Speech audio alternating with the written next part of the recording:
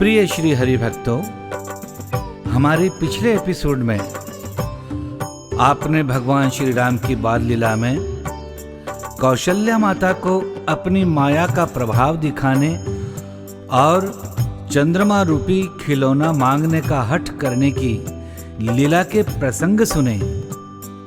आज के एपिसोड में इन्हीं भगवान श्री राम की बाल लीला से संबंधित और प्रसंग आप सभी प्रभु श्री राम भक्तों को समर्पित है।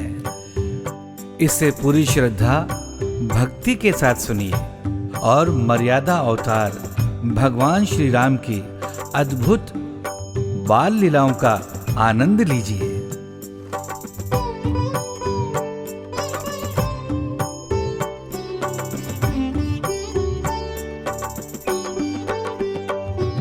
सिया राम जय राम जय जय राम, सिया राम जय राम जय जय राम, सिया राम जय राम जय जय राम, सिया राम जय राम जय जय राम, सिया राम जय राम जय जय राम, सिया राम जय राम जय जय राम, रघुनंदन जय जय सिया राम, रघुनंदन जय जय सिया राम,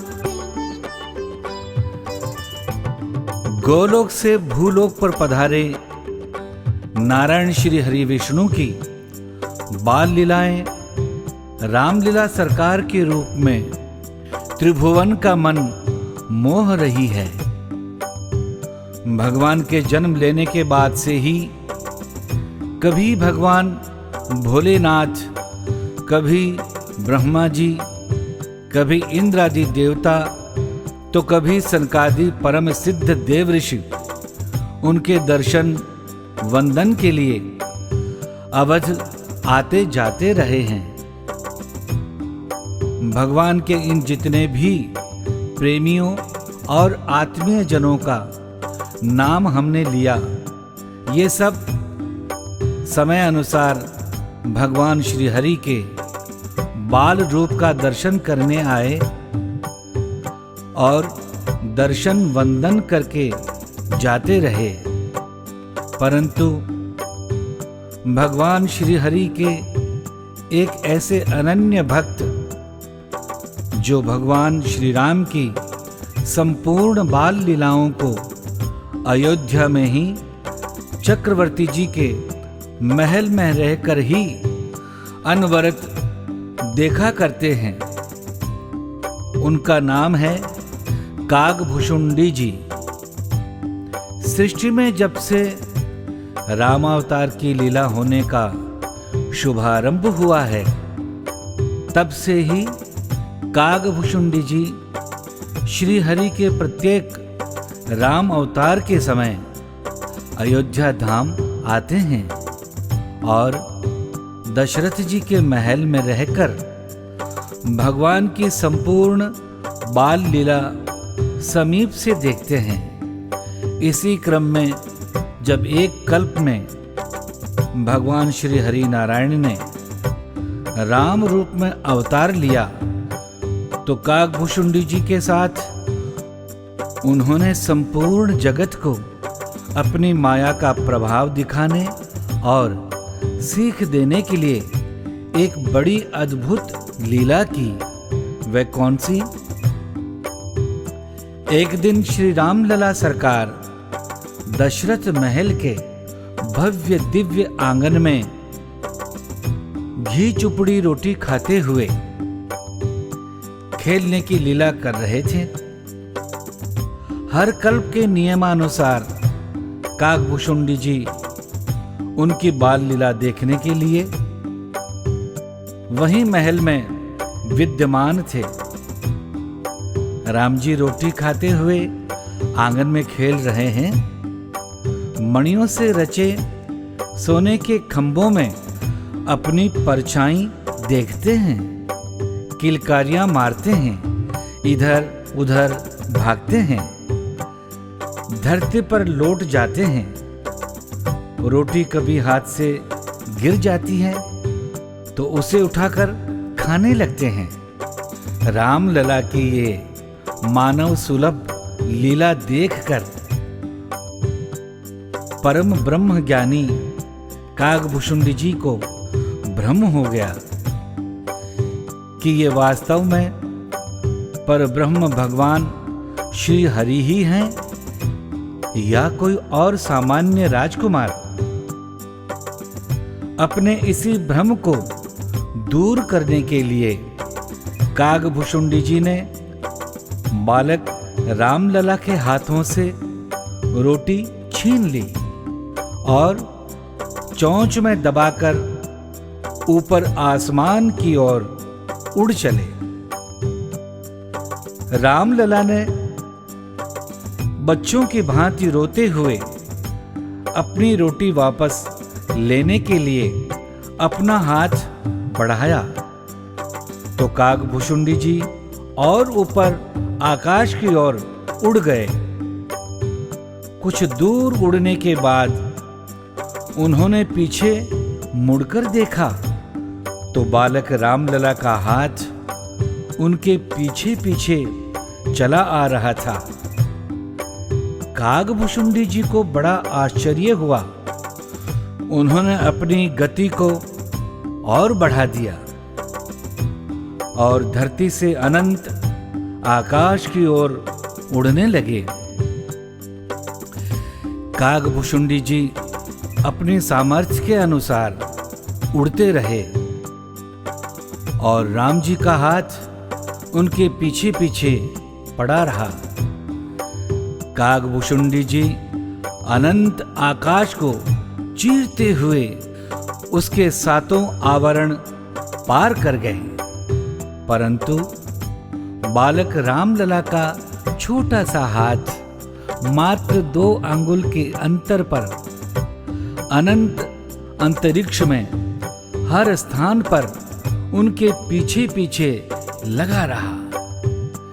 कागभुशुंडी जी कुछ भी समझ नहीं पा रहे थे कि ये कैसी लीला हो रही है।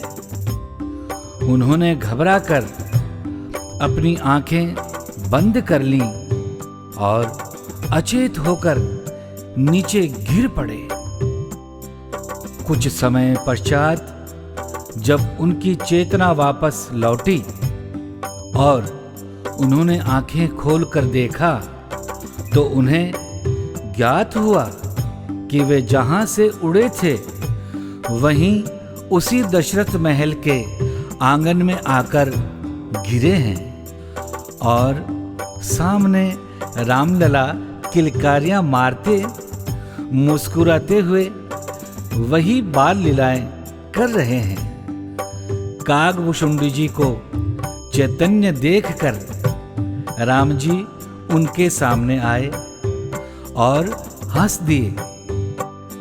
राम जी के हंसते ही कागभुशुंडी जी बालक रामलला के मुख से होकर पेट में चले गए। वहां उन्होंने अनंत ब्रह्मांड देखे, पृथ्वी देखी, अयोध्या देखी, दशरथ महल का वही आंगन देखा और वहां पर वही राम जी देखे जो रोटी खाते उनके सामने खड़े हैं। ये सब देखकर कागभुशुंडी जी भयभीत हो गए और तभी राम जी फिर से हंस दिए। राम जी के हंसते ही कागभुशुंडी जी उनके पेट से बाहर आ गए और भय के मारे कांपने लगे। तब राम जी ने कागभुशुंडी जी को अपने चतुर्भुज रूप का दर्शन कराया और परम ज्ञान दिया।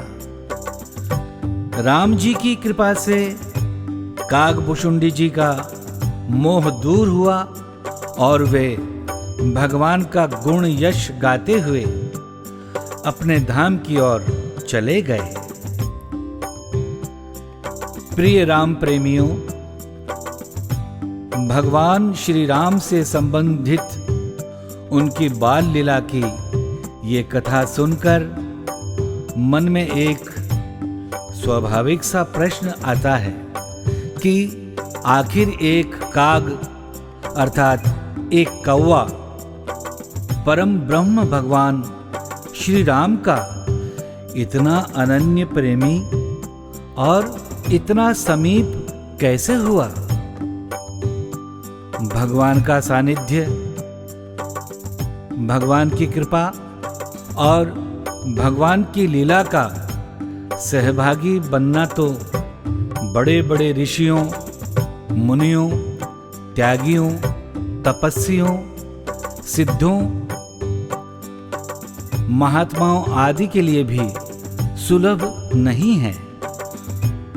तो फिर एक चांडाल पक्षी अर्थात कौवे को यह परम दुर्लभ अवसर कैसे सुलभ हुआ। स्नेहीजनों, इस प्रश्न का उत्तर हम अपने अगले एपिसोड में आप सबसे एक नई कथा के साथ साझा करेंगे। भक्तों के रक्षक, भक्तों के पालक श्री सीतारामं सततं नमामि।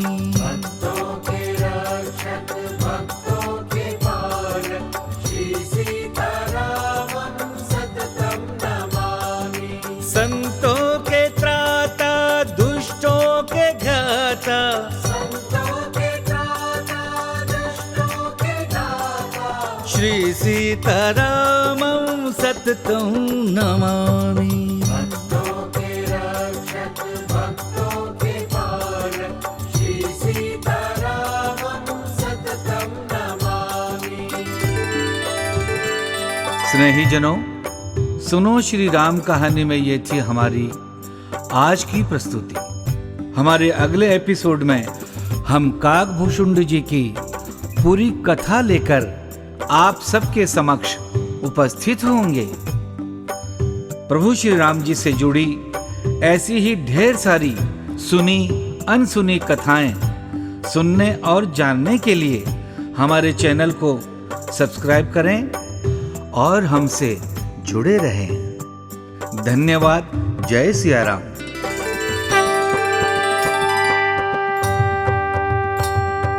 सिया राम जय राम, जय जय राम। सिया राम जय राम, जय जय राम। सिया राम जय राम, जय जय राम। सिया राम जय राम, जय जय राम। रघुनंदन जय जय सिया राम। रघुनंदन जय जय सिया राम। रघुपति राघव राजा राम। रघुपति राघव राजा राम। पतित पावन सीताराम। पतित पावन सीताराम। सिया राम जय राम, जय जय राम। सिया राम जय राम, जय जय राम। सिया राम